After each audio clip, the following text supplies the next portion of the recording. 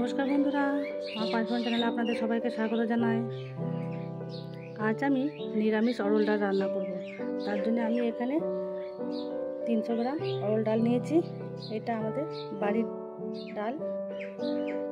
ফোড়নে নিয়েছি গোটা জিরে, শুকনো লঙ্কা, তেজপাতা। আর এখানে নিয়েছি সামান্য কারি পাতা, টমেটো কুচি, আদা বাটা, নুন, হলুদ গুঁড়ো, লঙ্কা গুঁড়ো, জিরে গুঁড়ো আর সর্ষের তেল। আপনারা প্রথম থেকে শেষ পর্যন্ত দেখবেন। এই গরমে অরল ডাল খাওয়া খুবই ভালো। প্রথমে অরল ডালটাকে সেদ্ধ করে নেব। এবার উনুনটাকে ধরিয়ে নেব। উনুনটা ধরে গেছে, এবার কড়াইটা বসিয়ে দেবো।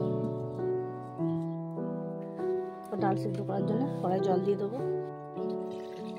আমি যতটা ডাল নিচ্ছি তার ডবল জল দেবো।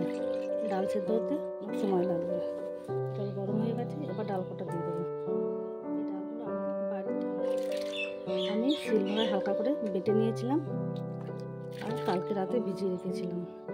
আমি একবার ভিজিয়ে রেখেছিলাম সব ডালগুলো, গুঁড়ো হয়নি বলে রাতে ভিজিয়ে রেখেছিলাম। আপনারা যদি কুকারে সিটি দেন তাহলে 1 ঘন্টা ভিজিয়ে রাখলেও হবে।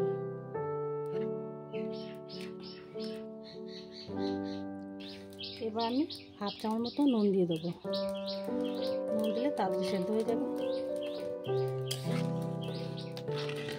এবার আমি 15 মিনিট মতো ঢাকা দিয়ে রাখবো। ফুল আছে।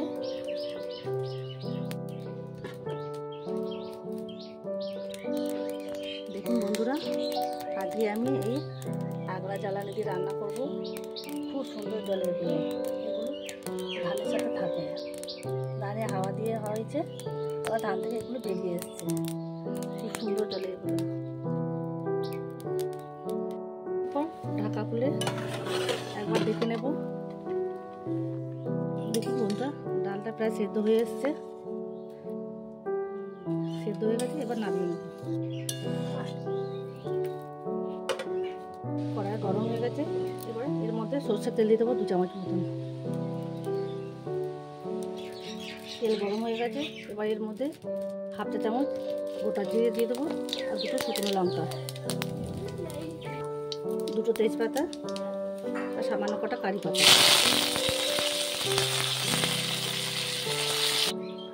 2টো টমেটো টুকরো করে রেখেছি দিয়ে দেবো।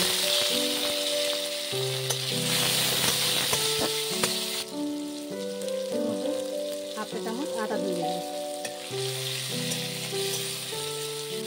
হালকা নুন দিয়ে দেবো আর হালকা নাড়াচাড়া করে নেবো।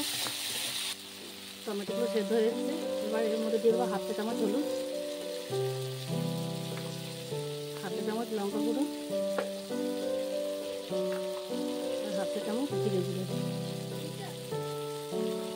আবার ভালো করে কষিয়ে নেবো। সব মশলাগুলো ভালো করে কষা হয়ে গেছে, এবার সেদ্ধ করা অরল ডালটা দিয়ে দেবো।